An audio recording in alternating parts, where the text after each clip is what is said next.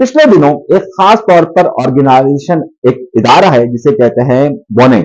उस इदारे में क्रिश्चियन यानी कि ईसाई और यहूदी दोनों शामिल हैं, और ये दोनों इंतहा पसंद यहूदी और ईसाई शामिल है कि जो ये कहते हैं कि जनाब हमें लाल बछड़े की कुर्बानी करनी है और हमें हैकल सुलेमानी को हर सूरत में तामीर करना है।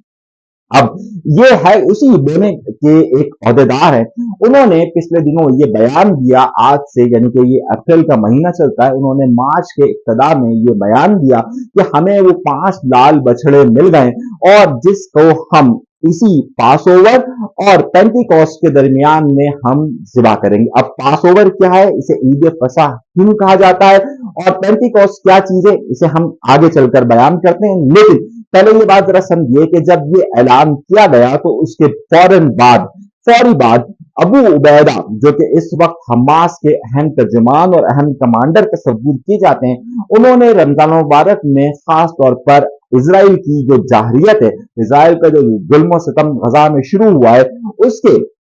फौरी उसके 100 दिन मुकम्मल होने पर उन्होंने अपना बयान जारी किया और उन्होंने कहा कि ये लोग न सिर्फ मुसलमानों पर गजा में जुल्म कर रहे हैं, बल्कि इनका मिशन ये है कि किसी भी तरीके से मस्जिद अक्सा को शहीद करे और शहीद करने के बाद यहाँ हैकल सुलेमानी बनाया जाए, और इसके लिए इन्होंने लाल बछड़े का भी इंतजाम कर लिया है। अबू बैदा के इस बयान को आरटी, जो कि टर्किश न्यूज एजेंसी है, उन्होंने इसे चलाया, टीआरटी जिसे कहते हैं या टीवी कहते हैं, इसे चलाया और चलाने के फौरन बाद ये पूरी दुनिया के अंदर फैल गई। उसके बाद आपने देखा होगा कि पाकिस्तान के अंदर ये बड़ा मौजूद बहस रहा, मुख्तलिफ यूट्यूबर्स, मुख्तलिफ उलमा किराम ने इस पर बयानात देना शुरू किए। लेकिन हमें ये समझने की जरूरत है कि ये बात कही जाने लगी कि ईद उल फितर के वक्त ही इसकी कुर्बानी कर दी जाएगी, लेकिन ऐसा नहीं था। असल में मामला क्या था, ये कौन से 2 त्योहारों का जिक्र किया गया, इसे समझने की जरूरत है। खबर कहां से आई और उसके बाद अब ये सिलसिला कहां पर पहुंचा है, हमारा आज का अहम मौजूद गुफ्तगू